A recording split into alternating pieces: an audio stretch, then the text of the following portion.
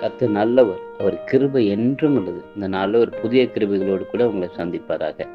சங்கீதத்துல நான் ஒரு வசனம் வாசிக்கும். 34வது சங்கீதம் 10வது வசனத்துல, சிங்க குட்டிகள் தாழ்ச்சி அடைந்து பட்டினியா இருக்கும்.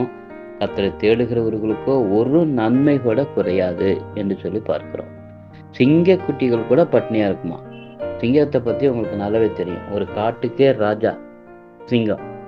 ஒருவேளை அந்த சிங்கம் கூட சில நேரங்கள்ல குறைபட்டு தாழ்ச்சி அடைந்து பட்டினியா கிடக்கும். ஆனா கர்த்தரை உண்மையாய் தேடுகிற பிள்ளைகளுக்கு நான் ஒரு குறையுமே நான் வைக்க மாட்டேன்.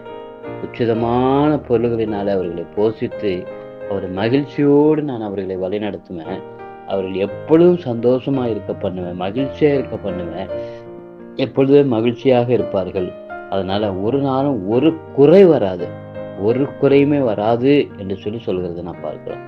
கர்த்தர் சிங்கக்குட்டிகள் தாழ்ச்சி இந்த பட்டினியா இருக்கும். கர்த்தரை தேடுகிறவர்கள் அவரை உண்மையாய் தேடணும், அவரை உண்மையாய் நம்பணும். அவரை உண்மையாய் நம்ம தேடும் பொழுது கர்த்தர் என்ன செய்கிறாரா? அவர் நமக்கு சோர்ந்து போகாமல், பசி அடையாமல், பலவீனப்பட்டு போகாமல் நமக்கு வேண்டிய எல்லா உதவிகளும் செய்து எல்லாவற்றையும் நமக்கு கொடுப்பதற்கு அவர் ஆயத்தம் உள்ளவராக இருக்கிறார் என்று சொல்லி வேதத்தில் வாசிக்கிறோம். அப்படிப்பட்ட கிருபையில கர்த்தரை நம்பும் போது, அவரோடு இணைந்திருக்கும் போது கர்த்தர் தந்து உங்களை வழிநடத்துவார். அப்படிப்பட்ட கிருபையில தர உங்களுக்கு தொடர்ந்து நாங்கள் ஜெபிக்கிறோம். நல்ல ஆண்டவரே, உங்களுக்கு ஸ்தோத்திரம். உங்களை பிள்ளைகளுக்கு ஒரு குறையில்லாதபடி அற்புதமாய் நடத்துங்க. தாழ்த்துகிறோம், புகழும். இயேசு நாமத்தை கேட்கிறோம் நல்ல பிதாவே. ஆமென், ஆமென்.